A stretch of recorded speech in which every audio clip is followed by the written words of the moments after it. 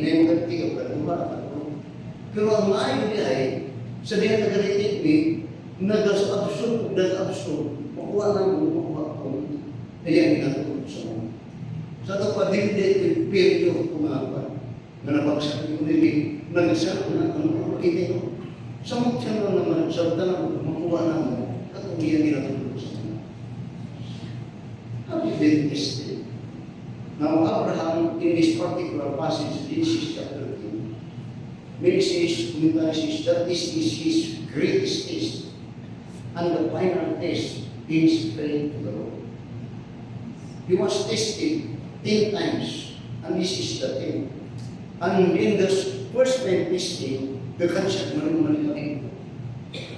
Cancer maling-maling, siya, naging siya sa, naminaw siya ng Sarah. Pero ang maayo, na saya mo ang tuloy mo siya, na yung mindig ko, nagdino siya, that in this test, the final test, the greatest test ever, then we had the victory, survive or pass this. How we been this thing? Now, notice in Genesis chapter 20, 20. Here is the final test that the father of faith had faced and had faced. And this is his greatest test. But yet you will find that Abraham was a faithful man of God. He was faithful. Pero kung why it had not pinahanglan pa dun siya nasulayan? Kung kiningalas ng final na test niya, this kind of test, kung tanawang dili ang sayo-sayo, dili kiningang test, kung tanawang Abraham had a reason to question this testing. Because this testing is not only unbearable, but this is also sometimes kung tanawang contradict to the teaching of God.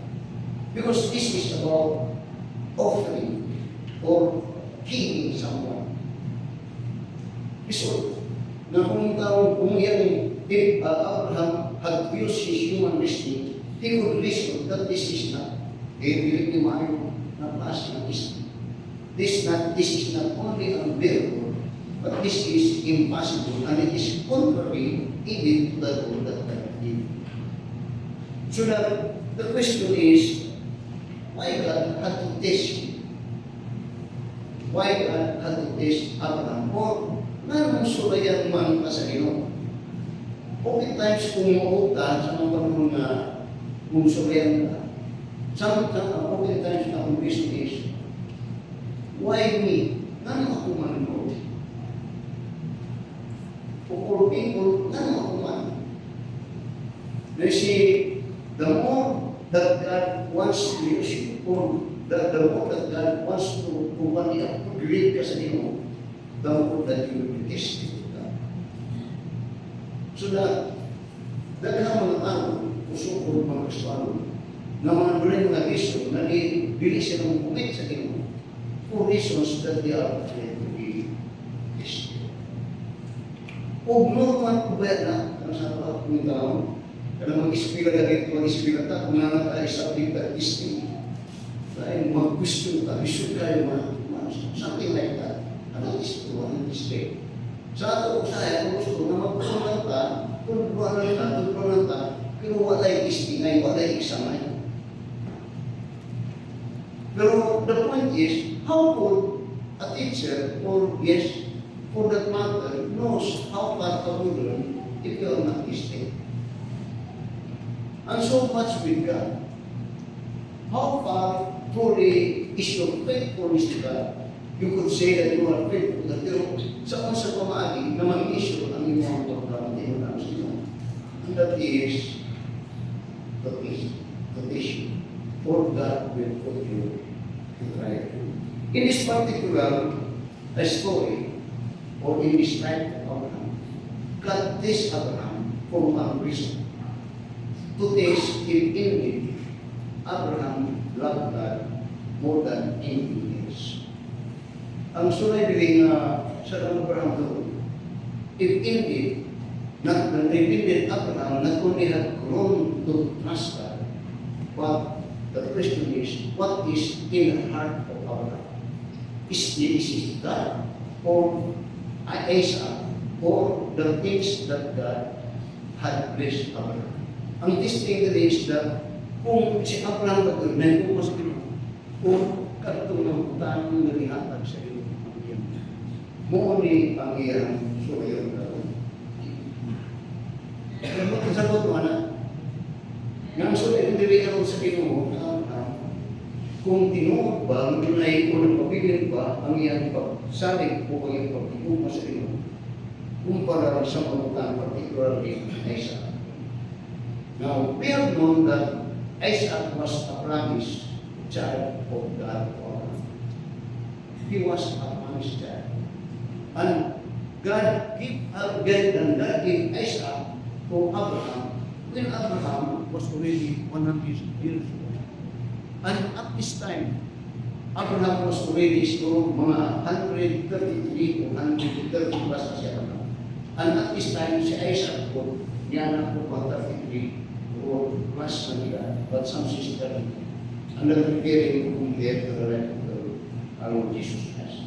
In which, when at that time, Isaac was a promised child, or on the length of time that Abraham and Isaac lived together, si Isaac is little by little, and in fact, nag-obsess na si Isaac sa kasing-kasing ni Abraham.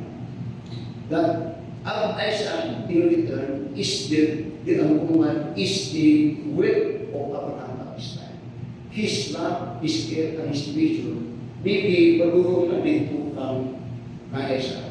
So at this time, it is a case now. If indeed, ang hukman ni Abraham sa Ginoo nagpabilin, ulit adto na dito kay Isaac, which means now na ang kasing-kasing vision who is possessing the heart of Abraham this time. God or Isaac, or God or the things that God had given to Isaac. So, in verse 1 now, we find the things that God had given to Abraham. Says, And it came to pass after these things that God did tempt. Lord, tempt simply means test. Yeah, Abraham said, Abraham, and he said, behold, here I am. And he said, take now thy son, thy only son, Isaac, whom thou lovest, and get thee into the land of Moriah, and offer him there for a burnt offering upon one of the mountain where I tell thee. Now this is funny. Not challenging, but very bookling na demand o taste that God had given to myself. Why? Because kung nagdarabasang tanin, kung pinakungataw kung maglarita sa anak, ay really conceiving. Moral vision. How is it good? But this time, when God tempted him, I said, he is testing who is greater in the heart of Abraham, God or Isaac. Kinsa, tinigaro Yesuay, kinsa ang loob, ang importante kang Abraham, Ginoo o si Isaac. And that would be a very good question for us all. Kinsa ba'y atong nasa kong kasing-kasing sa tinutang, Ginoo o ang mabutang na gihimo bihatag sa inyo. So this time, when God tests Abraham, actually, God is protecting Abraham and Isaac. So that we know that we are confronted with this kind of testing, and not testing God or the things that God gives. Which one will we get? So that when God tests Abraham, I said, God protects Abraham and Isaac. Because by the time that Abraham mamalitin, then Abraham would be against God. But the thing that Abraham will be an idolater. An idolater is one that loves things more than God. Na are you a Christian? No Christian ever so-called to be Christian, and he is growing in the faith when he is not confronted with a test. The test is considered who's supporting God for the test. So that you have many people, ang ilang Diyos, mga makikumuhin, kung dahil ako sa inyong nasa pagpong balita ng Lord. But yet, when God, as I said, when God takes Abraham, it is because God wants to protect Abraham. Because by the time na magkakalik si Abraham, Abraham will be destroyed. So that, notice this sa verse 2 niya. And he said, take now thy son, thy only son, Isaac, whom thou lovest, and get thee into the land of Moriah, and offer him there for a burnt offering upon one of the mountains which I tell thee of. Now this is unbearable kung tao din ang history. Why? Because Abraham himself is asked to sacrifice Isaac. O ang method is, ang bukasabot nga, iyang dalpon si Isaac dito sa bukid, sa Moriah, iyang gulgulol. Patyon niya. Kunya, talagod-taguhon niya. Kunya, iyang sumugon, iyang ang process ka. Ang mamagi, work sacrifice. Kadiri-diri. Pero kasi, when God tests, sometimes the testing is unbearable and the outcome may be impossible. Pero God did it for Abraham for a reason.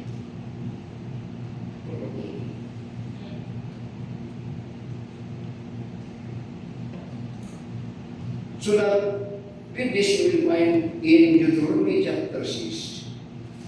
Later on, you will find Deuteronomy chapter 6 when Moses wrote this. In verse 4 to verse 6, this is what he said. Hear, O Israel, the Lord our God is one Lord.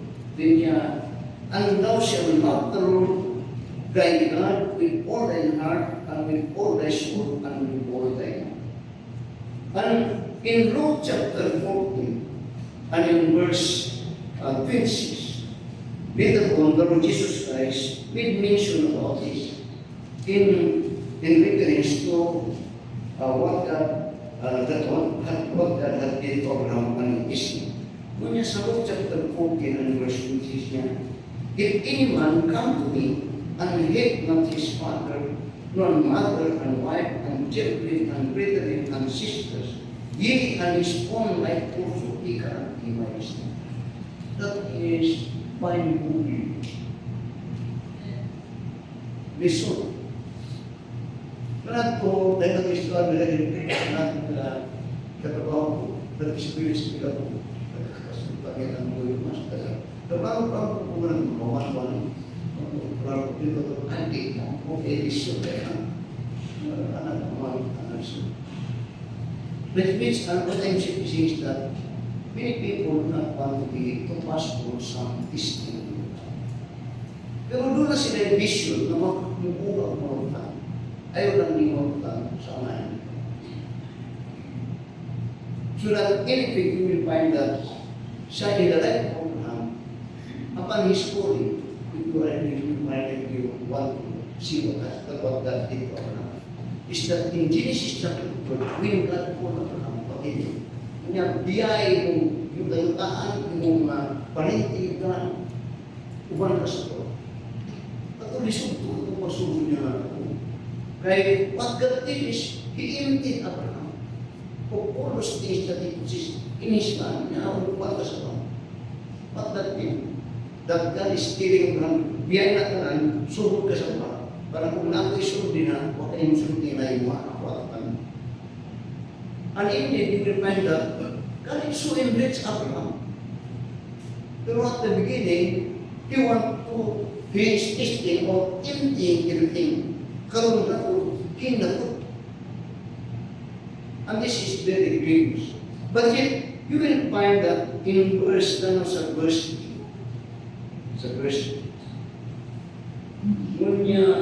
and Abraham rose up early in the morning and saddled his ass, and took his young men with him, and Isaac his son, and cleaved the wood for burnt offering, and rose up and went into the place of which God had told him. Now notice that in verse 3. So, God asked him, tell him, in that day, then pagkaugma, what Abraham did? Buntag sa'yo, take note ko niya, and Abraham rose up early in the morning. What that mean? That it means that Abraham, when he was asked of God, and this of God about Isaac giving up to the burnt offering, sa kabihan na nakatulog siya, man siya tulog. Kaya sa pagkabuntag, nakaman siya. What that mean? He did not question what God demanded. All he had is, when God said, okay. Muna na siya, muna ko siya parang faith, hindi yung tama, tarag sa ulo.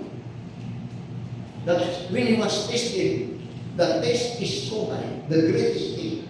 But what he did, after that he was asked in the morning, he rose up early and did what God wants him. No, that means no questions. That shows that he had confidence.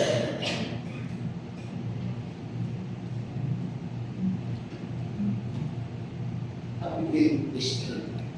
Or are you being tested? What is our reply? Oftentimes, we make reasons. Sometimes we question. Sometimes we agree. When we did it, and oftentimes we did that, what that means is that we we don't have confidence in what God says.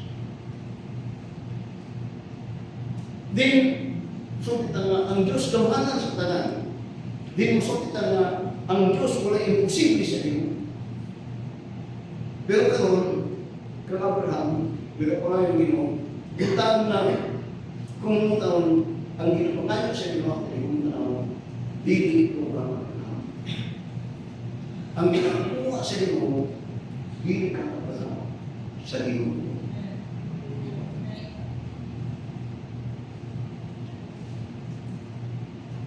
Doon na istorya.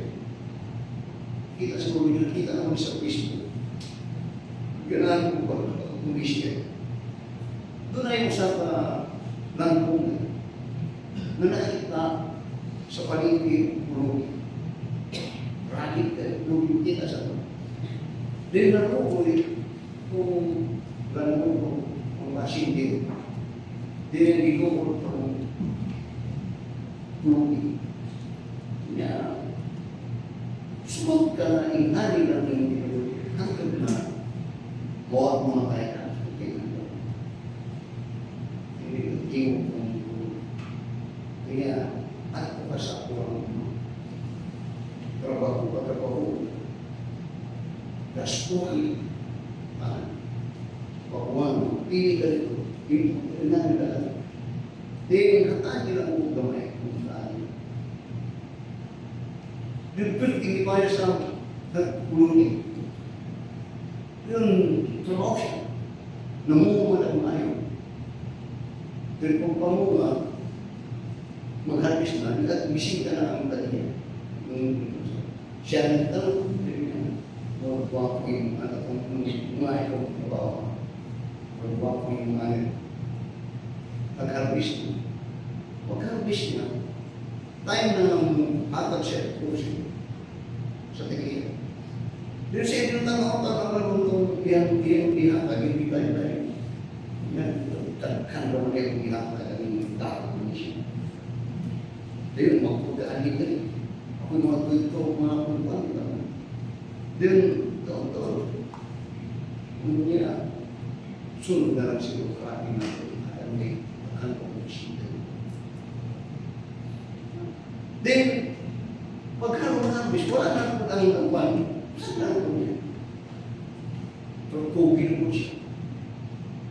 Niratol po pa, siya natin nag-supply, pag-harvest, maayon na siya. Then, hapon po tayo, niratol po yung tiyaman. For 3 times, pagka 3 times kung nabot niya, puro nag-apusin sa pagkakot ng kagaratas. Puro mo, ay. Giriso ko niya, gihatag mo, ko may natin, nga dato mga, dato na yung mga yota man. Hindi mo sa atomic prescription, you have no right to stay there. Awal ka rin siya. Now, when Abraham was asked God, Abraham knows that he will not go Christ. Kaya sa dihan, bumutang sa dihan kita, anak na si Isaac, Abraham was already 100 years. Ang si Isaac, si Sarah na yan, asawa, mismo nasulti nga, wag na mahimo si Isaac. Mo nagkatawa dito siya sa Genesis chapter 15 na siya talaga magkapanganak. At that time, 90 years, 25 years old na siya. Pero nanganak si Sarah at the age of 90 o si Abraham was 100 years old. Kanto, yan kung Hebrew, ito man yan.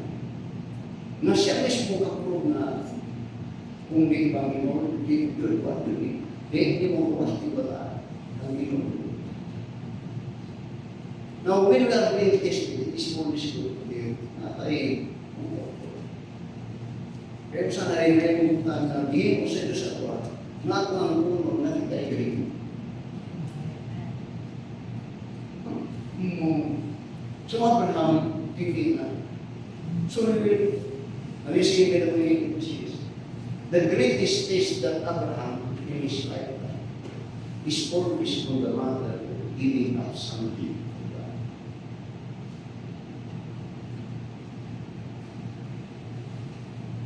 Ang sulay na ginagawa ko naman is always on the matter of giving up something. He gave his land, give up his yung imprint, he gave up sila, he gave up si Ismael, he was giving up. Pero kadang-kadang kung tanong sa ako, dili na, hindi ko sa ako. Kaya nga ako tanong ay pupunod. But yet, Abraham did this because he was, that was like Romans chapter 4. Just follow me with this message. This is very good embarrassment. Because we want to be like God. Ano mo sa Romans chapter 4, verse 19 to verse 29. When Paul wrote about this subject that I think this morning, kung niya, unbeing niya, verse 18, who against hope believe in hope, niya, that he might become the father of many nations, according to that which was spoken, so shall thy seed be. Niya, who against hope believe in hope. Then, and being not weak in faith, he considered not his own body now dead. When he was about 100 years old, neither yet the deadness of Sarah's womb, he staggered not of his hope of the promise of God through unbelief, but was strong in faith, giving glory to God. Wa matanong ang iyang pagpunod. So, nagpuntaw siya sa karon sa Genesis, wow na sa ito. Pero sa pagkagabi, kung di para kung walay kung minus ang pagtangkaw ni Abraham sa Ginoo, kung wa siya katangkaw sa iyang experience sa kinsa siya, o kang Diyos sa Ginoo siya, mo bawal din kung iyang human Christian. Na because God is human Christian na, iyan ay pag-isaad niyo, di ba bawal ni? But yet in verse 3 niya, and Abraham rose up early in the morning and saddled his ass and took to his young men with him and Isaac his son and cleaved the wood for burnt offering and rose up and went into the place which God had told him. The test is so high, but he simply obeyed. Then notice in verse 4. Then on the third day, Abraham lifted up his eyes and saw the place apart. And Abraham said unto his young men, abide ye here with the ass, and I and the lad will go yonder and worship and come again to you. Now, notice this in verse 5. Sunod siya. Siya yung mindset, trabaho niya to kung siya gusto sa iyo. Pero you will find here that when he's doing it, doon na siya gunitan na nasaad sa Ginoo, na barong-barong niya, samtang nagasunod siya sa kagustuhan sa Ginoo. Doon ay saad. Kung ang saad, sa verse 5, niya, and Abraham said unto the young men, abide ye here with me, with the ass, and I and the lad will go yonder and worship niya, and come again to you. Katong word come again to you, niyang matuloy ko, pero mabalik ko yung luha. Mabalik ko yung luha. Isulti ko. Anong masulti man siya na, and come again to you, mabalik ko yung luha, mabalik ko. Nagbuhat ko siya, yaman itong parang ko, yaman itong ko, saan mapapili dito?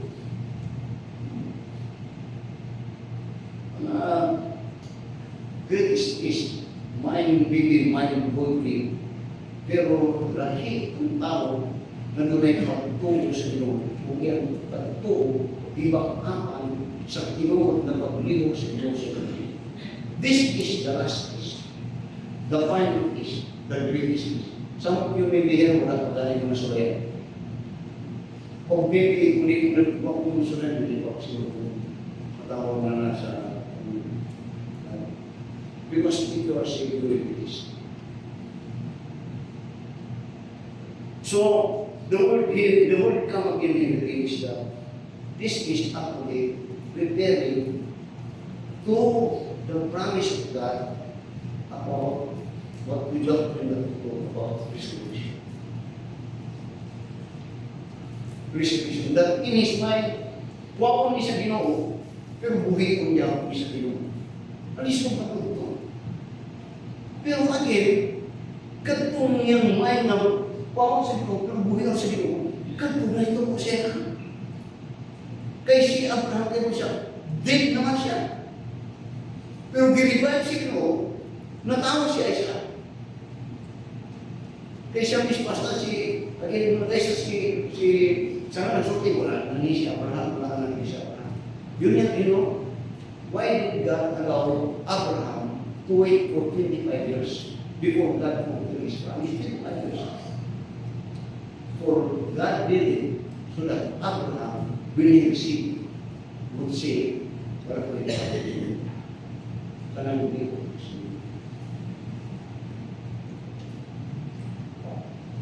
Nagkaroon yung ganda para dito ito ang Kristo sa si Pedro at ang Kristo ng Pedro sa Mami.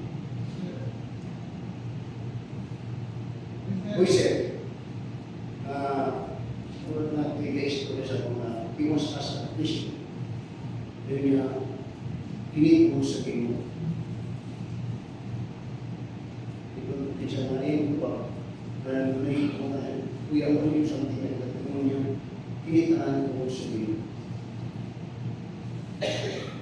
Kung yung tanaman ko, murag ko ng kung tayo makapulong, ang ako ng tingkapulong. Kinitungod sa Ginoo.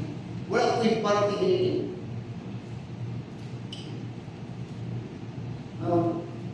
Let me, don't you know that if it were not God, it were not yet. If it were, if it, now that you are here, but yet if it were not God, it will not be. Do you know that? Wala rin, anong paano? Don't you know that if it were not God, it will work ka rin. Pero kung mananak ka rin, di siya, kung di mo, di ko ang adlaw, ang bumi, ang tanang, iyan sa yung din, mo tayo ni Jude, God, punay, punya, I came into this world na, and certainly, I could bring up. Ngayon, ako din natawag ko kay, in testing, when God tests us, sometimes, wala tayong maayong listening. Pero kung na tayong maayong listening, maparehas ka ng Abraham, maparehas ka ng that as a result, he would have this kind of hope. And this kind of hope is because of what God made a promise sa iyo. Now, tanong mo sa Genesis chapter 50. Masukan mo ninyo. Genesis chapter 50, verse 5, verse 3, verse 5, verse 6. Ngunya, and Abraham said, behold to me, thou hast given me seed, and the one born in my house is my heir. And behold, the word of the Lord came unto me, saying, this shall not be thine heir, but he that shall come forth out of thine own bowels shall be thine heir. And he brought him forth abroad and said, look now toward heaven until the stars, if thou able to number them. And he said unto him, so shall thy seed be. And he believed the Lord, and he counted it for righteousness. Kadto saad ko sa Ginoo. Then karon saad niya, karon doon na siya anak mo ang Ginoo. Pero ano ang paon sa Ginoo? Again, it was a great test. Ug lisod ang reply. Pero nahimo sa iyo ang reply, kay doon na siya ginagulitan na saad sa Ginoo. Now, in thy seed, mudagan. Mudagan mo kalimakan. Now, if suppose Abraham did not get to it, then what Abraham did, said, hubungan ang pasabot niya, that God would not trust. For God is alive. Recently, Pero na yung sayon kay doon na sa isa. And you see, Christian, I believe, there is a very good quote that I am learning this time. Christian live by the promise of God, not by explanation. Because faith is simply means to believe. Moreover, faith is the substance of things hoped for, the evidence of things not seen. Now, faith is based on the promise of God, not on explanation. So, notice in verses, as answer niya, and Abraham took the wood of the burnt offering and laid it upon Isaac his son, and took the fire in his hand and a knife, and they went both of them together. And Isaac spake unto Abraham his father, and said, My father. And he said, Here am I, my son. And he said, Behold the fire and the wood, but where is the lamb for a burnt offering? Now, binigyan karoon ng Isaac. Sa Isaac, now Isaac actually, this particular story in the Bible, story, speak about Jesus Christ and God the Father. That in here, God is bringing a message that Abraham, God said, in the time that he was released to the Lord Jesus Christ, that he said in John chapter 50, katulong sa John chapter 8 verse 58. Now, for a moment, when sa John chapter 8 and verse 50, there it is said,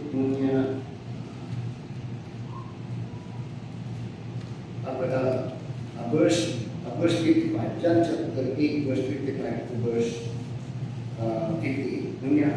Yet ye have not known him, but I know him, and if I should say, I know him not, I shall be a liar like unto him, but I know him, and keep his promise, saying, Your father Abraham rejoiced to see my day, and he saw it, and was glad. Then said the Jews unto him, Thou art yet 50 years old, and hast thou seen Abraham? And said, Jesus said to him, Verily, verily, I said, Abraham, before Abraham was I am. But in verse 56, he says, Your father Abraham rejoiced to see me, and he see it. Sabi mo kung sa to, diri na ibig ang ginasutan ni Diyos Kristo na si Abraham, nakakita ang Diyos Kristo in the time. Ang yang nakita dito is the death and resurrection of the Lord Jesus Christ. His death and resurrection, which is now exemplified in his thought about what will happen kay Isaac. At ang indeed, katulad na ito dito. So that when Isaac asked niya sa verse 8 niya, and verse 8, and Isaac spake unto Abraham his father, and said, My father. And he said, Here am I, my son. And he said, Behold the fire and the wood, but where is the lamb for a burnt offering? And Abraham said, My son, God will provide himself a lamb for a burnt offering. So they went both of them together. Now speaking about God will provide a lamb. Then when the Lord Jesus Christ was in this world, and he was walking in Jerusalem, and John the Baptist saw him. He said, Behold the Lamb of God that taketh away the sin. God will provide a lamb. And that lamb here sa ginasuti niya ng Abraham is a substitute.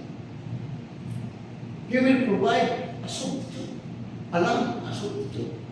When you see it, actually, he's telling about the time when the Lord Jesus Christ will be our lamb as a substitute.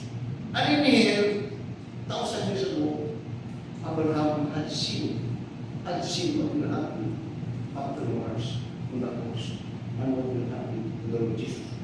Masuk ka tuloy yun? What the greatest is? The greatest is. First of all, the test is very unbearable. Maybe is true. But the good thing is, here is a man that by experience nakita niya ang home ng Diyos. That in his final days, let go din siya na. No questions. And even Isaac, pumunta Isaac is a picture protected by the Lord Jesus Christ. That when he went to the cross, just like in Isaiah 53, he asked nothing, he questioned nothing, but he gave of the desire of his heart. Have you been this? They noticed in verse 9, and they came to the place which God had told him of, and Abraham built an altar there, and laid the wood in order, and bound Isaac his son, and laid him on the altar upon the wood. Now, take note of this. Now, Abraham is pure human. Sa diyan niya, katong birth ko rin, kasayang siya. Karoon, naan na siya dito malapit. Buhat na siya at altar. Yan yung, now, tanawa si Ipang, kas ang pangunang kasing-kasing niya para mag-isip.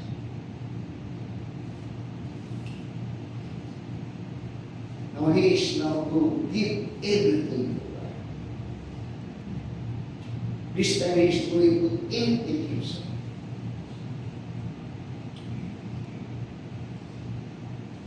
There is a book that I do not like much during my early Christian life. Kanang buko yun. Ang usa ka rin, with the Bible, or parts of it, na natin ako, na ibang kanang yun. Ay, grabe kong nito ang kanang. Bigil ko mga yan na tao sa mundo. Sa subot, sa chapter 1, chapter 2, pero tanaw sa chapter 4. Sa chapter 4, dubli. What he lost for God was double at then. No, sometimes so. Pero we want double. But how much have we given?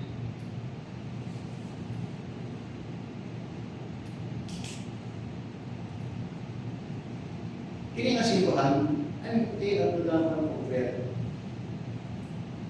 Hindi man kaya, kung ano yung gusto. Nagsugod niyo pala ko. But when I look back, ano ay ang gobyerno? Without it, wala yun. Kaya ko lang mo, when I die, ang sunod rin mo, isip ko.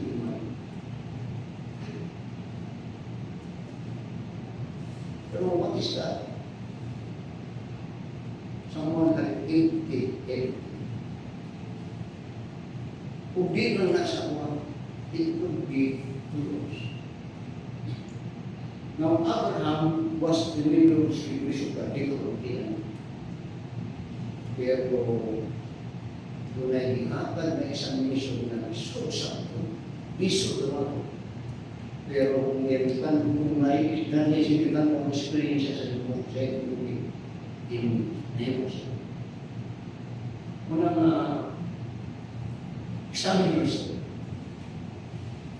So, tingnan niya sa verse 9 niya, sa verse 9, and they came to the place which God had told him of, and Abraham built an altar there, and prayed for the wood in order, and bound Isaac his son, and laid him on the altar upon the wood.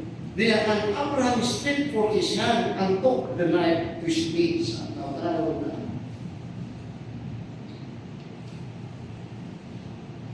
Sabi na kung nagbagsya ng mga anak ko eh. Isang gamot na ibibigin mo katungan ng mga ano yun. Hindi tayo gusto ninyo na ikat. Pero dire, sa verse 10, yan ang igapos, yan ang ihawin. Ano when God is looking, when God is looking, at this time, God had spoken. That when the Lord Jesus Christ asked, what is the greatest commandment? Love God with all thy heart and with all thy soul. Nang gusto ba ng pastor? Because by the time that you how ka rin matira, then you will be an idolater.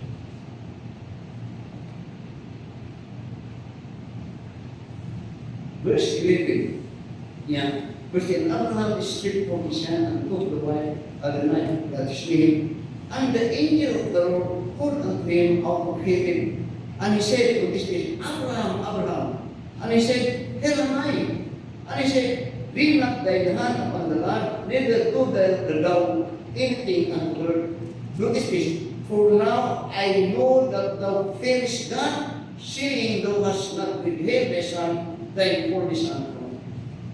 Now, in this particular passage, doon ay gawa ka mga word na personal means of the word love. There is a Genesis na school. In verse ng kanang word na love, there is a mention primero, there is a ugat umanap, didirect niya sa kakang Abraham o sa Parsiyanan. Tanaw sa verse niya, and he said, Take now thy son, thy only son, whom thou lovest. Sabi mo, dili na kuna. Pero dito sa John chapter 3, verse 16, For God so loved the world that He gave His only begotten Son, that whosoever believeth on Him should not perish but have everlasting life. Dili na kuna. Dili dito John 16, ang ginawa sa ito. Pero sa verse 12, dili niya, and he said, Lay not thy hand upon thy lap, neither do thou anything unto him, for now I know that thou carest God. What that mean? Pasahan siya. Ganun in the heart and in the mind of the heart of Abraham, Isaac must be over. God will help it because he knows. Sinisip na nagkay fears. What that fear is? Ang record ko sa fear niya. Revelation of us. That revelation of us means he feared God and will not offend God. The time that he will offend God is that when he withdraw the thing of that us. This is where God revelation of us. He feared.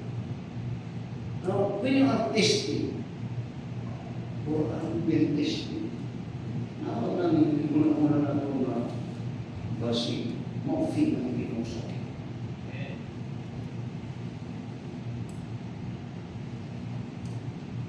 Simultan ko, ayaw ka ko.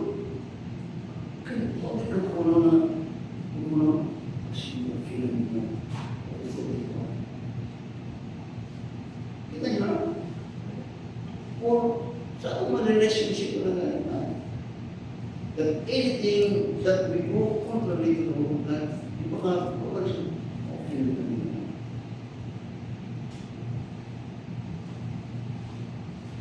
Reverential plus sinfulness. Kaya death at sinfulness, reverential plus unethical for sin of evil. And that sin is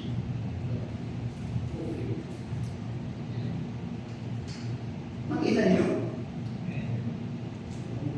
dagang mga tao na like things. Di sila ang kasi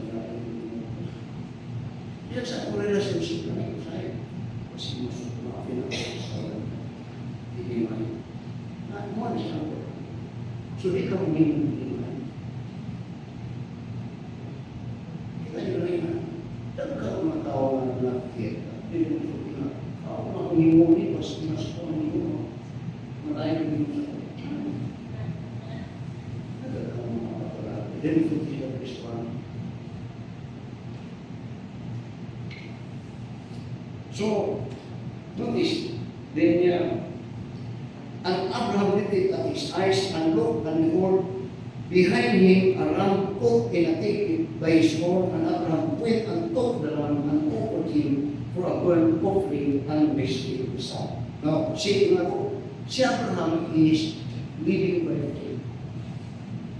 He's following what God said. And that is because he hold on to God's promise. Ngunit yun dyan sa side sa Lord, parang magkaroon sa mga ngunit yun sa puso. That hindi mutagkat ang kalimutan. Nihingin mo anak na isang kalimutan ang kalimutan. Iyan kung yan, siya din tiraw yung mga ihawin mo. Sa mindset niya, kung wow siya din mo, buhi mo, yan siya din. One but, beyond understanding ang thought ni Abraham sa inyo, na hindi mo wide tanong na hindi mo may. Muna sa in Genesis chapter 18, ngunit doon sa Genesis chapter 18 and verse 12 to verse 14. Ngunit, God is about to fulfill His promise niya. Therefore, verse 12, Genesis 18 verse 12 niya, 18. Therefore, Sarah not within herself, saying, after I have waxed old, shall I have pleasure my Lord being old also? Yun niya, and the Lord said, Abraham, where did Sarah laugh, saying, shall I of surely bear a child which am old? Then when he spoke him, is there anything too hard for the Lord? No, I don't know sa mga tao. Every time na mupagtugan ng mga tao, every time mo pagod ka sa doubting about the promise of God, remember this one, is that anything. If God had created these things and all these things and everything, then piniging pangalit ba kaya sa inyo? I mean, I'm a pastor, I am a studying pastor. Kung nagatuon po sa mga tao, nagatanaw po sa inyo.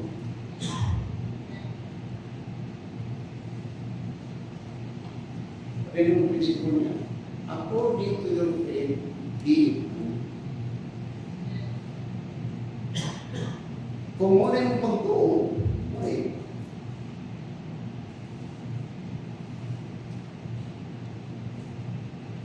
Sagot mo, try mo na ulo mo yung motion sa kayo.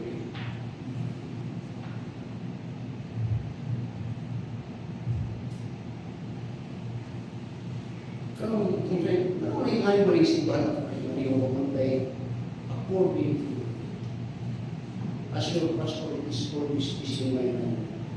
Lord, I will not sit and praise. Karena itu bersungguh-sungguh harus ibarat. Wala ini boleh awal itu baik. Waduh, bukan kau baik kapital itu. Pagtulang itu. Then come a time that I say, Lord, I will not sit and praise. Di ko pala, di ko gusto nga gamayan mo. Ikaw buwitan ng tag-iyari, di ko pala nanungan na rin sila.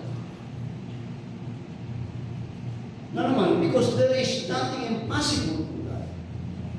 It all matters about you. According to your faith. Kung inganan ko na, punahin ko. Bisan sa karuwasan.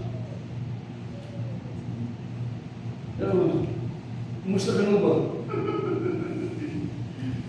Yeah. So, notice, familiar about force.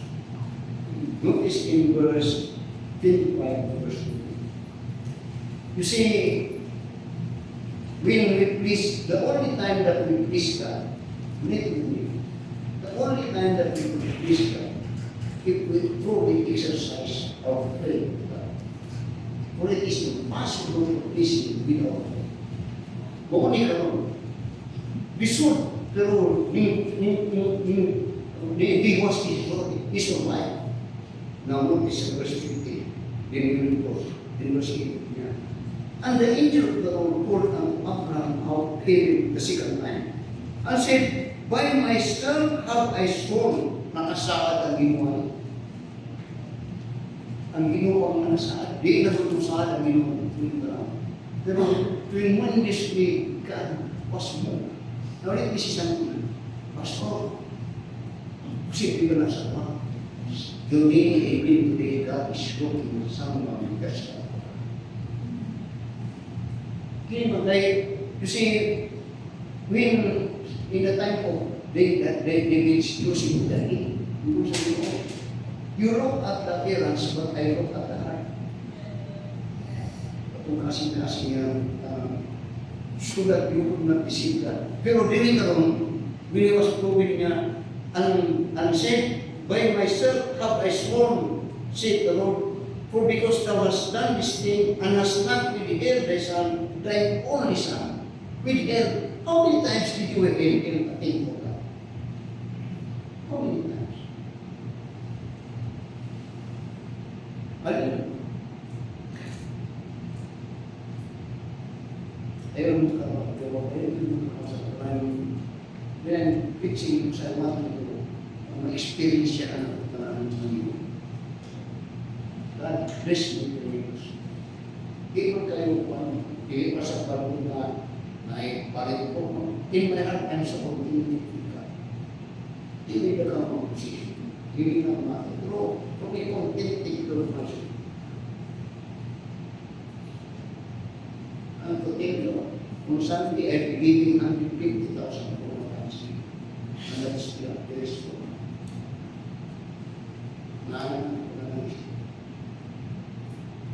Why it is not enough? It's not enough. For who am I? So karon ako sa verse 3. And said, by myself have I sworn, said the Lord, for because I have done this thing, and has not withheld thy son, thy only son, that in blessing I will bless thee, and in multiplying I will multiply thy seed as the stars of heaven, and as the sun is upon the seashore, and thy seed shall possess the gates of the enemy, and in thy seed shall all nations be the earth be blessed, because thou hast obeyed my voice. Ang word na obeyed my voice.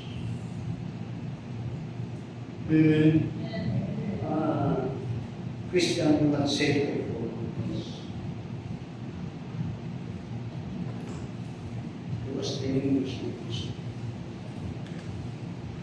But you see, when he was tested, the testing is really high.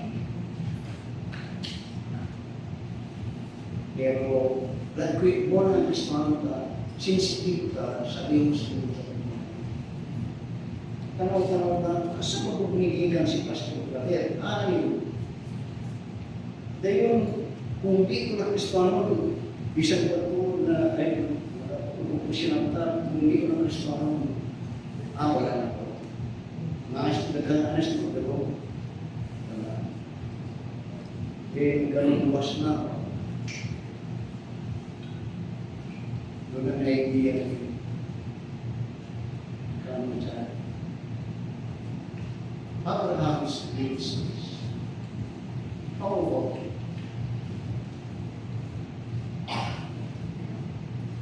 Doon ako'y because doon ako'y silingan, doon ako'y silingan sa mga natin. Nahantod lang din siya green tree. Kung baka ito sa mga, di man, ikaw sa karoon mga baksa, mo yung musgante, kung baka sa dito sa mga panang baksa ka. Hantod, balik-balik, green tree. Hantod, green tree, ipoon ka na lang sa imo niya. Hantod ka lang, hantod dito. Doon ka pa sa ay, hindi tayo. Kita sa mustama, hindi ka sa Our dear Heavenly Father, I come sa my humble testament that you will always taste, because it is your pleasure that each one would be tasted, because that is the basis of how far have they learned from the word, and how far they could reveal that they had tasted their faithfulness. So that testing reveals what is in our heart. Testing reveals what is in our mind, and above all, when we are fasting, then God in heaven could even sworn that the blessing I will bless, and that blessing will only be on whatever blessing, but in the heart that it will bring forth more satisfaction and contentment. Speak as you speak. Hindi kami magpapili. Uuwi. You will always be. For you have said, and the word you said, according to your faith, be it unto you. So that Lord increase our faith. Increase our faith. Father, I pray in Jesus' name. Spoken to heart. If you are saved, you will be saved by faith. And if you are saved by faith, you will not believe. Believe on Jesus.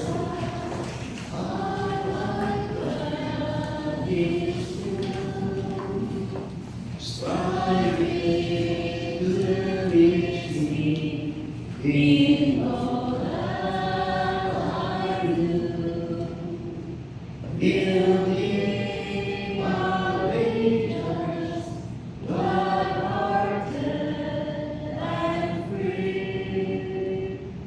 This is the pathway of blessing for me. Oh, Jesus, Lord and Savior, I give myself to Thee. For Thou in Thy atonement didst give Thyself for me. I owe no other master. My heart shall be Thy throne. My life I give henceforth to Thee. O Christ, for Thee alone. Living for Jesus, who died in my place, bearing on Calvary my sin and disgrace. Such love constrains me to answer His call. Follow His leading and give Him my all. Oh, Jesus, Lord and Savior, I give myself to Thee. For Thou in Thy atonement didst give Thyself for me. I owe no other master. My heart shall be Thy throne. My life I give henceforth to Thee. O Christ, for Thee alone.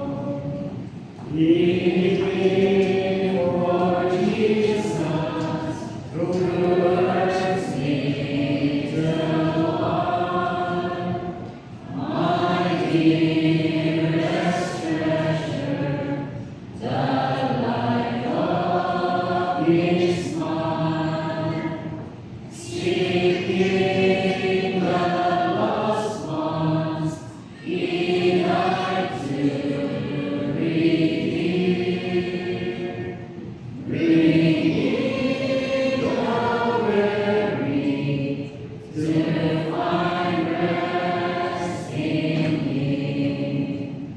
Oh, Jesus, Lord and Savior, I give myself to Thee. For Thou in Thy atonement didst give Thyself for me. I owe no other master.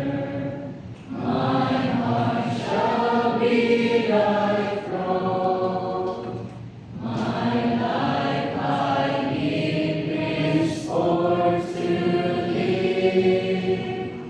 O Christ, for Thee alone.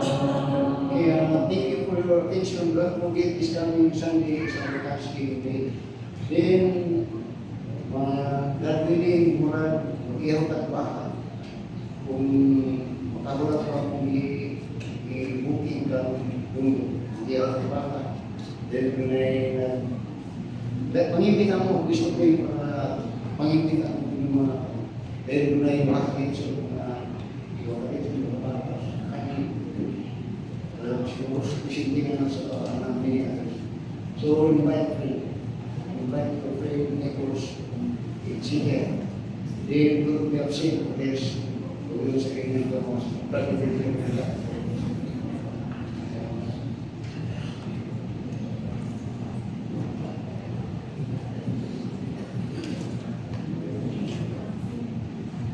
Our most gracious and loving Heavenly Father, we thank you so much for the wonderful message today. And it is about Abraham's greatest test. I know ang matag Kristuan hindi mo tinatagaan mo ang test. Maybe many failed. Huwag ka lang usap na ni pass, upon this time our desire, that when you give us any kind of test, kami mapasal ni Lord. Ini ang mga muyo o handong because you want us to pass every test na ihatag na namin to prove our faithfulness unto you. Thank you so much for the challenging message for this morning and reminding us that test is normal sa mga Kristuano. Wala lang ginawa mo, tabangan mo kami ng masabi.